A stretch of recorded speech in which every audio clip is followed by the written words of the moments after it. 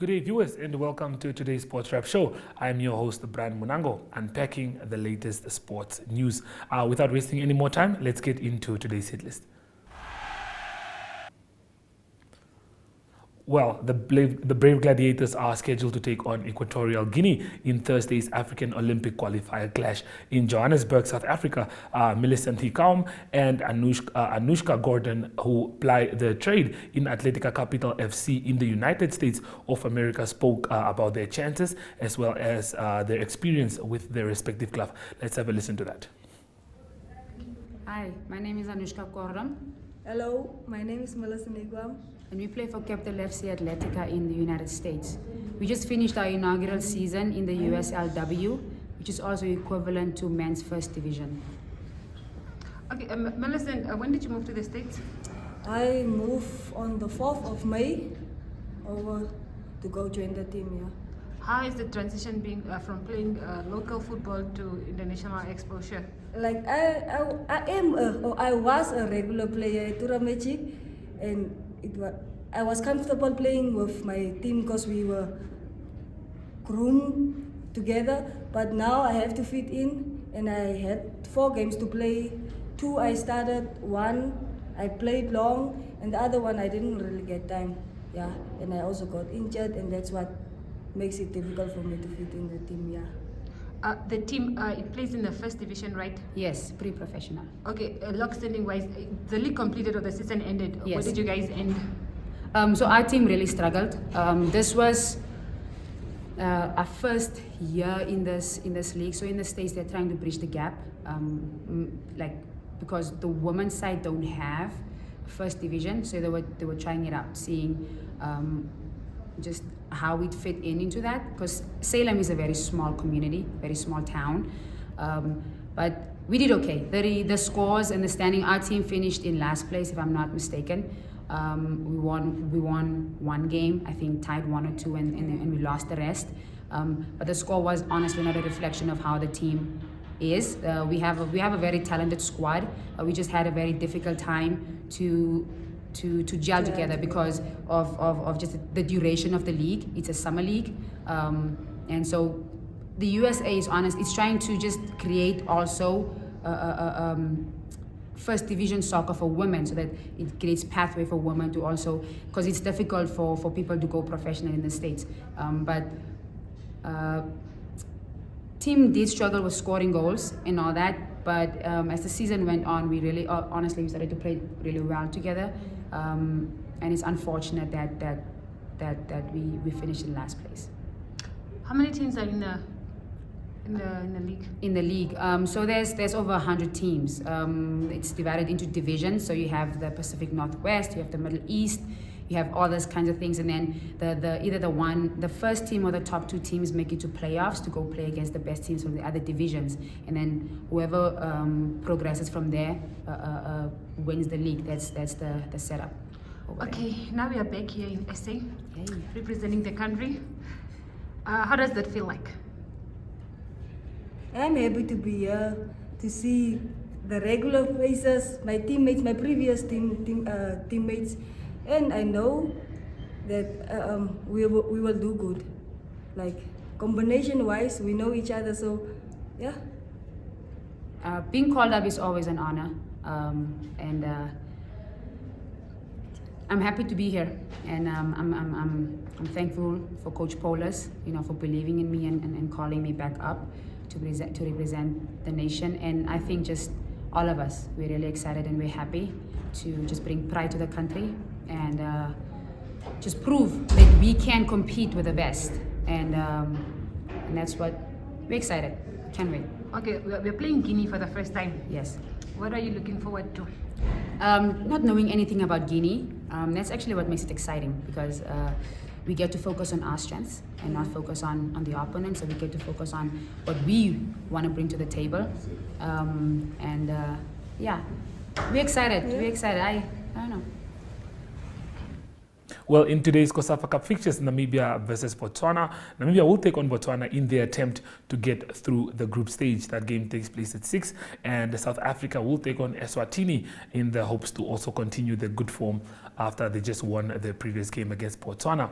Well, a group photo of the overall winners of the Namibian National Senior 50-plus Chess Championship that took place over the weekend at the Nictus Central in Windhoek. From left to right, you can see there Nietsborn Max Barbren, who took second place, Oberholzer Sanders, who took first place, and Emmanuel Sihala, who took third place. In the women's champion, we have Biekes Larissa. Unfortunately, we do not have a photo of her there. Well, the Desert Regional Wrestling Tournament, which took place at the Windhoek Gymnasium Private School Hall, saw wrestlers make sure that fans and wrestling enthusiasts were entertained as they showcased world-class wrestling in the Greco-Roman and freestyle categories. Well, Lazarus Haimbodi and Alex Haininga displayed some of the best medal-winning performances of the day, with Romeo Goliath also being one of the guys in the mix. Here are some of the highlights brought to you by NTV.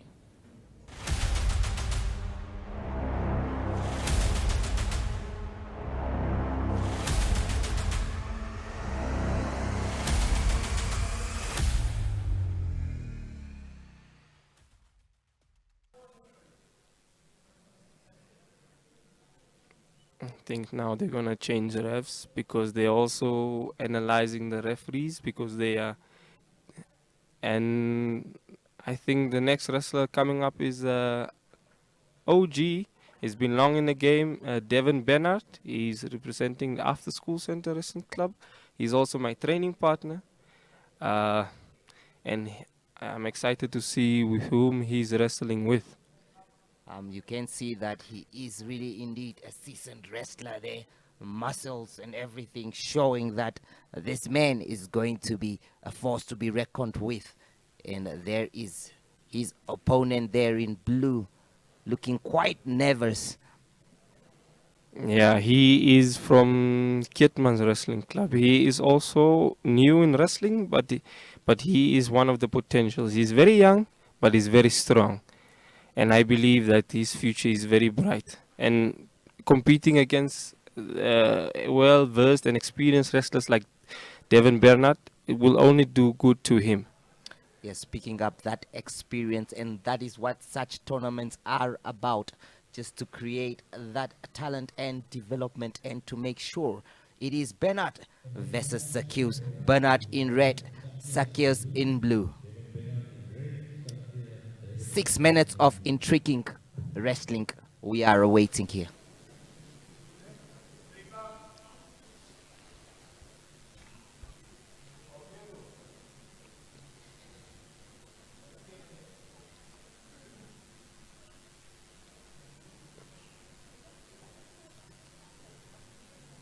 Few spectators there excited, getting some instructions and just looking whether you have anything suspicious there.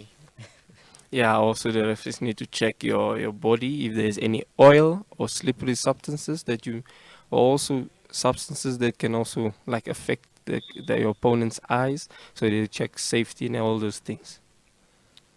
And off they go. Tussling. I believe Sheer strength there. 4 points for red. That is 4 points for Bernard earlier on. As you said,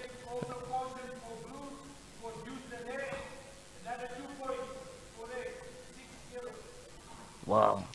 So he just needs 2 points in this one. Yeah, to win it. Red used his legs to defend, and in Greco-Roman you can't use your legs in any way, only to stand. So in Greco-Roman you can't use your legs to defend. So he has been cautioned with 2 points, so now the score is 6-0. Very inexperienced display there. That shows once again. Suplex again for Bernard, 4 points. And I believe that is match. It is over even before it started. But I believe he's learned a lot, not to use the legs and also to position him well so he cannot fall victim to that suplex again. Yes, Bernard winning it comfortably here. Easy peasy for him there, showing his experience. Of course, he trains with Romeo Gollard, and we know that you guys have been doing a lot there. Devin Bernard, 10-0. It just took him a one.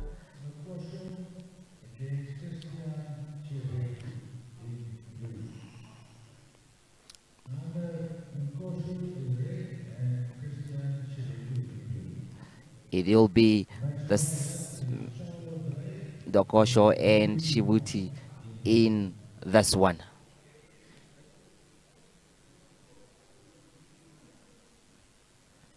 It is Ndokosho and Shivute. Ndokosho in red, Shivute in blue. 6 minutes of intriguing wrestling. These are also rookies, and also we have our seasoned referee and also former wrestler, Kevin Vleermees. He has competed alongside me in events such as the African Games and also African Championships, and now he's having his official debut as a qualified level 1 referee.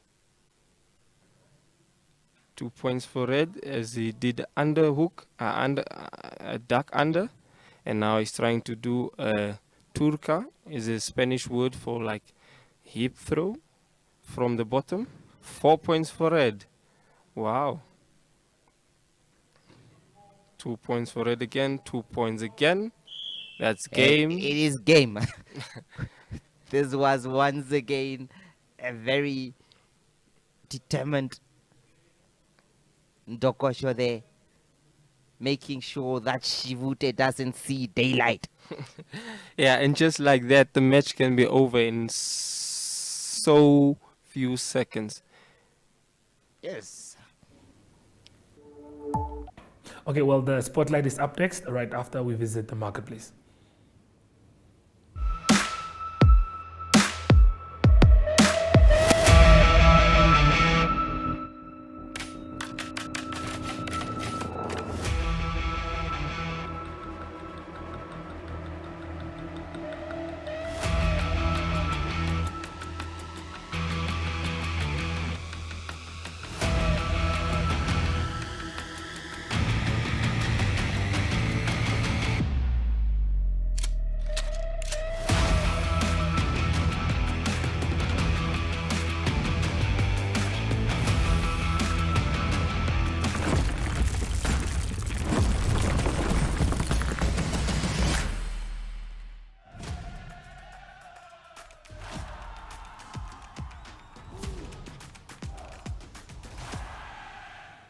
Well, Namibia will be hosting its very first official adventure race during the end of May next year. Race directors Heidi and Stefan Muller were in the capital this week to launch this exciting news. They emphasized the economy value of the international teams that are set to visit the country, as well as the global social media following many of these racing events that they do generate. Let's have a listen to this. In a very exciting development for Namibia, the country is set to be included for the first time as the host to an adventure race next year. Adventure racing is the ultimate race of human endurance. Teams of 4 athletes race non-stop, day and night, through distances of up to 800 kilometers. Each course is a unique journey, including stages of mountain biking, trail running, kayaking, and rope work, among others. Teams must navigate using maps and compasses through remote wilderness checkpoints. Battle not only other teams, but extreme fatigue, sleep deprivation, and unpredictable weather. Although most of the groundwork and organizing of the first uniquely Namibian route must still be done, organizers have announced that the country's first adventure race will be held during May of next year. Race directors Heidi and Stefan Muller are in Windhoek this week and launched the event to invited potential sponsors, participants, and contributors. So adventure racing has been around for 50 years. On this scale of adventure racing, there's many smaller races that we organize with other people all over the world to get the people into the sport. But on the expedition level, what we're talking about tonight is mixed teams of 4. So that's a unique part of the sport. that all the teams at least have a lady in it. And if you are privileged to be at the finish line in 8 months or 9 months' time, you'll see that actually at the end, in most teams, the ladies are actually the strongest. It's quite a phenomenon to see how strong those top girls are. So it's a navigation with a normal 1 to 50,000 scale map. The route is secret, nobody knows it. You only actually see the route as you go along to make it equal for all countries and all people whose English is not their first language, to have a fair advantage. So nothing is marked on a route of 400 or 500 kilometers where this route will be. There's maybe 30 or 40 checkpoints. Checkpoint is just a board against some prominent feature that you have to record. And it's a non-stop event. So there's 2 different levels of racing. There's qualifiers, which I will tell you about now, which is the winner. The requirement is that the winning team takes 72 hours, so that's 3 days. And then the last team will take anything between 6 and 7 days. And in the world champs that we're presenting at the end of the year, that time goes up to 100 hours. That's how you can follow it. Every 3 minutes, those dots update. And on that tracking system, I think the biggest in South Africa, we have got 80,000 people at the same time logged onto that, which is a rugby stadium. So you can't really see that slide so much, but on the world champs, we can get over 1 million. On a race like this, we get over 500,000 spectators. And most of the viewership, if you can read this thing. The stats, they probably log on 3 to 4 times a day, and their viewing time is about 12 to 15 minutes. So whichever logo is on the tracking system, if your logo is on there somewhere, they follow that. So that's you don't get the sport that goes on for 7 days with that amount of spectators constantly watching it. There is no sport like that. And that is the opportunity for anybody that partners with us. So we have a 12-year history of Expedition Africa. We started in the Western Cape, we moved to the Eastern Cape, then we visited the Berg in 2013. And then Transkei, the Wild Coast was next. Then we travelled out of the country twice. We've done Swaziland in 2015 and 2022 Lesotho, which was supposed to be 2020, but with the COVID we had to skip a year or 2 there. Western Cape in 2016. Actually in 2017 in the Eastern Cape and Koga, it's actually the same area that in the same resort we're doing our world champs. It's actually never, after any race that we ever had, the people always say, when are we coming back? But mostly we can't come back because the route is done. But in a country like Namibia, as you know, there's plenty of routes. So let's see what the future holds for us. Definitely, that will be an exciting event to look forward to. Our Rugby Joe segment is up next, right after we visit the marketplace.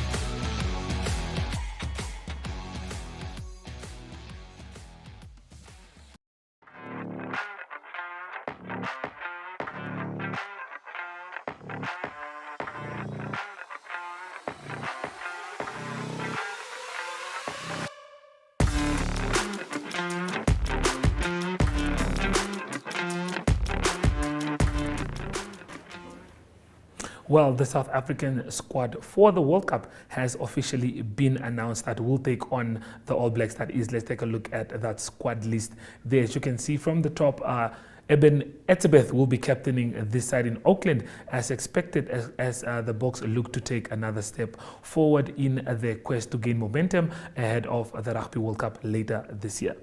Well, a definite good performance that they had put on against Australia, and hopefully they will be ready to take on All Blacks in the game that takes place early on Saturday morning. But yeah, that's all we have from you from the Rugby Joel. Please do stay tuned for Ario Khad, who's up next with international news. This month on DSTV Premium, Nora is back as life in the Big Apple continues to surprise her and her outrageous family and friends. I have an idea. You do? Two families battle for the coveted Camp Trophy in this hilarious family-friendly movie. That was fun. That was something. And F1 hits the tarmac as Red Bull continues their push for dominance. Absolutely epic! It's your moment to be entertained by staying connected to DSTV Premium. Are you thinking what I'm thinking? Let's go get rich from that dying old. We need to keep an eye on Beatrice and Dick. They're trying to take our money. What is it that Dan used to say? If you're scared of dying, don't be afraid to live. No one's born bad. Like anything, it takes practice. What's all the commotion? There's a robbery across the street. What? I am Puss in Boots. What's a Puss in Boots? He is me. Frank has built something truly special. What he's created out here, it's a different way, a better way. What are we doing? Changing the world.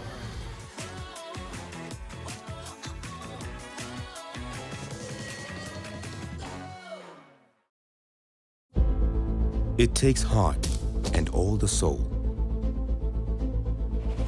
A head stuck in the game. It takes every bone in your body, all the blood in your veins. And then more blood, and more sweat, more tears, all your hopes and your dreams. It takes conquering fears. It's late nights and weekends. 6 to 6s, 9 to 5s. It takes sacrifice and suffering every moment of our lives. It takes kick after kick, being kicked when you're down. It takes fighting for hours for inches of ground. It takes every last line out, every last second spent. It takes absolute devotion. It takes 100%.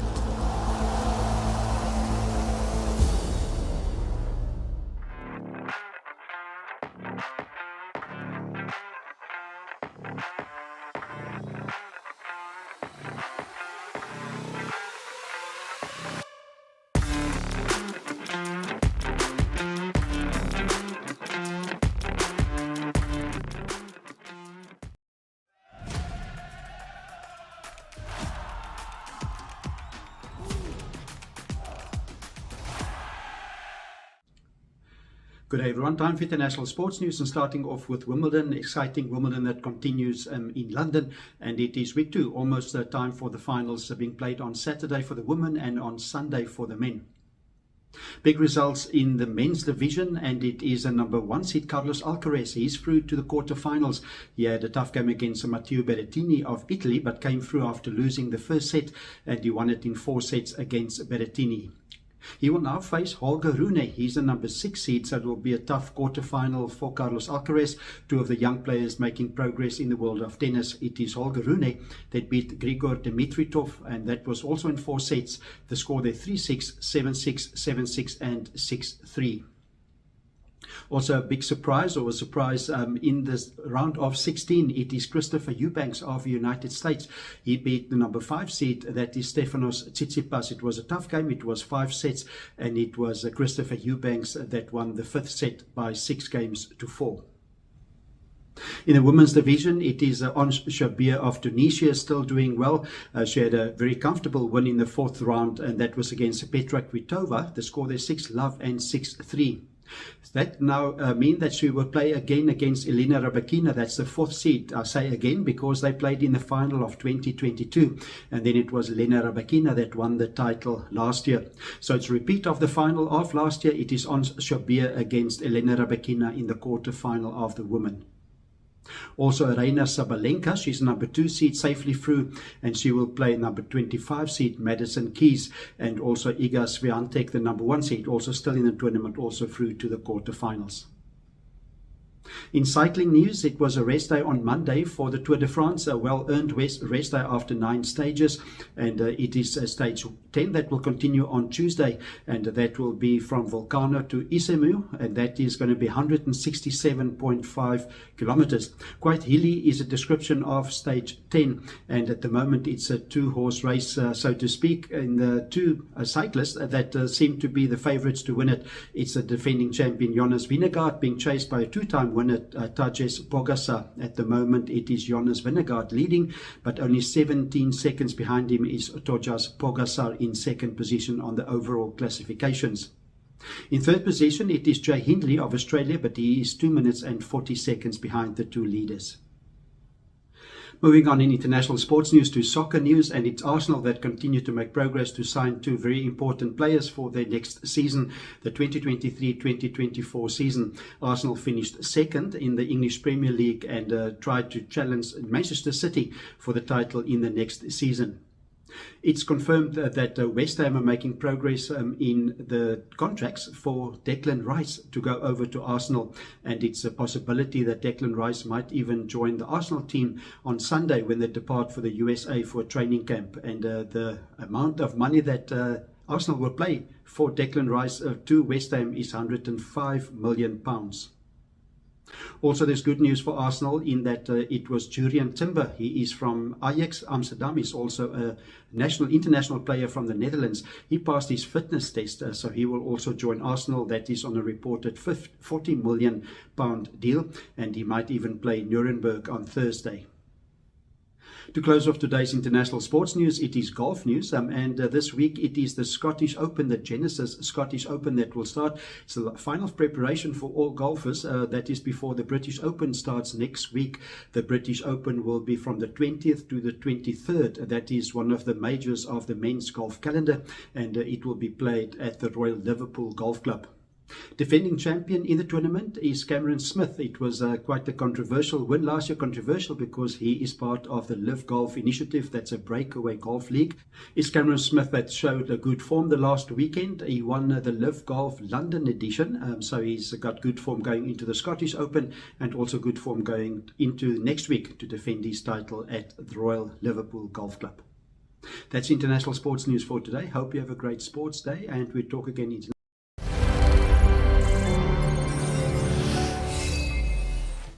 Well, that brings us to the end of today's show. Sports Wrap will be back again tomorrow. Same time, same place. Goodbye.